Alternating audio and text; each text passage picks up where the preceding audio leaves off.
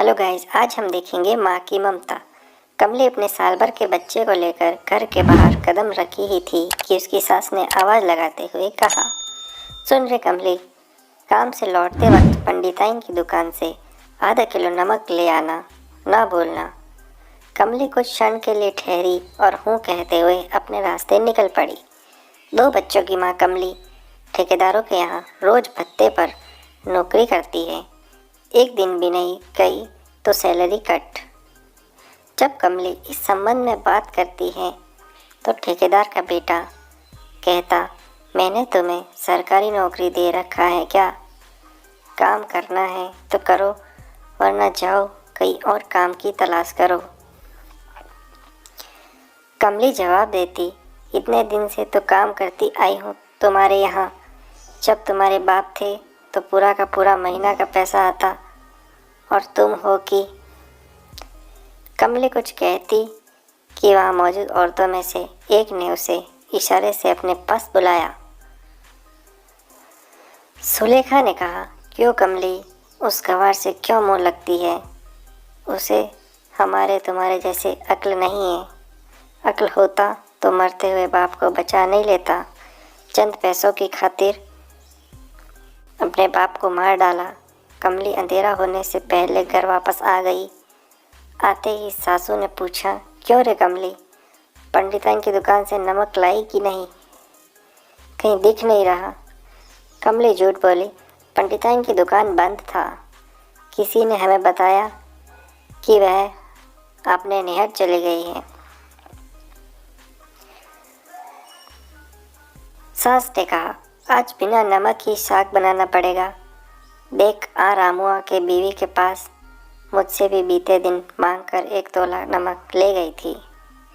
कमबख्त लौटा ही नहीं है। अब तक कमली की आवाज़ नहीं सुनकर सासू बोली, कहाँ मर गई? कुछ ना बोल रही है। कमली अपना हाथ मुंह धोते हुए आवाज़ लगाई, आ रही हूँ। चिल्ला क्यों रही हो? चिल्लाऊँ क्यों नहीं? इतनी देर से बक किए जा रही हूँ और एक शब्द बोलने का नाम नहीं ले रही है। कमली अपना पैर पटकते हुए आई और सास के पास आकर खड़ी हो गई। खड़ी ही रहेगी, जा रामुआ के बीवी के पास 1 तोला नमक ले दिया। जल्दी कर, अंधेरा होने वाला है। जंगली जानवरों का आना शुरू हो जाएगा। सबके दरवाजे बंद हो जाएंगे। और हाँ देखना, कल मुँह पीकर नशे में कहीं पड़ा हुआ है। खोज खबर करती आना। जंगल से कुछ ही दूरी पर एक छोटा बस्ती है जो धीरे धीरे छोटे गांव में विकसित हो गया। पर एक दूसरे की झोपड़ी अभी भी कुछ दूरी पर बनाए हुए हैं। कभी कभार इस गांव में बाघ, चीता और अन्य जंगली जानवर रास्ता भटक कर गाँव की तरफ आ जाते हैं और लोगों को पालतू जानवरों पर हमला कर देते। इसी हमले में कमली के ससुर मारे गए। समय पर इलाज की व्यवस्था नहीं हो पाई, जिसके कारण धीरे धीरे मौत के मुंह में चले गए थे।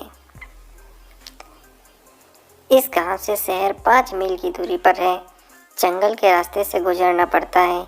जिसके पास गाड़ी है वही महीने 2 महीने में एक बार शहर जाते हैं।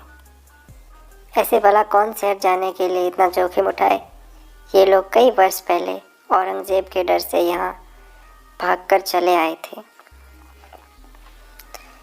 तब से यही इन लोगों का बसेरा हो गया है।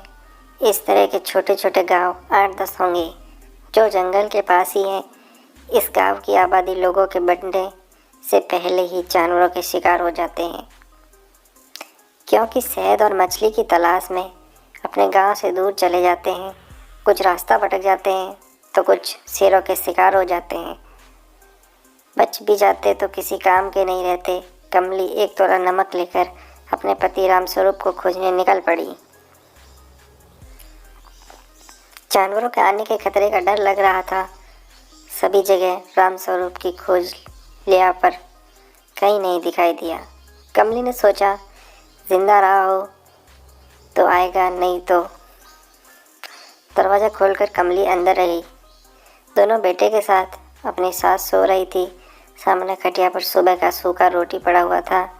उसने सोचा, वही खाकर अपने भूख मिटा लिया होगा। कितने रात इन लोगों के बिना खाए सो गए थे। उसकी आंख लग ही थी कि बच्चे के रोने की आवाज़ सुनकर जगी। अपने 1 साल के बच्चे को तेंदुआ दबाकर जा रहा था। इसने घर में रखे भाले से उसको प्रहार कर दिया। तेंदुए ने बच्चे को छोड़कर उस पर हमला कर दिया। कमली घायल होकर जमीन पर गिर पड़ी। उन लोगों की आवाज़ सुनकर आसपास के घरों से आदमी अपने हथियार लेकर दौड़ते हुए आए। तेंदुआ डर कर भाग गया, पर कमली खून से लथपथ जमीन पर पड़ी थी। कमली की सांसें कम होते जा रहे थे और अंततः वह अपने बच्चे को छोड़ सदा के लिए अपनी आंखें बंद कर ली। उसका पति रामस्वरूप अब भी नशे में धुत अपनी पत्नी कमली को एक बार देखा और खटिया पर लुढ़क गया। तो दोस्तों, आज की ये कहानी अगर आपके दिल को छुई हो तो हमारी इस वीडियो को लाइक करें, शेयर करें और हमारे चैनल को सब्सक्राइब करें। Thank you.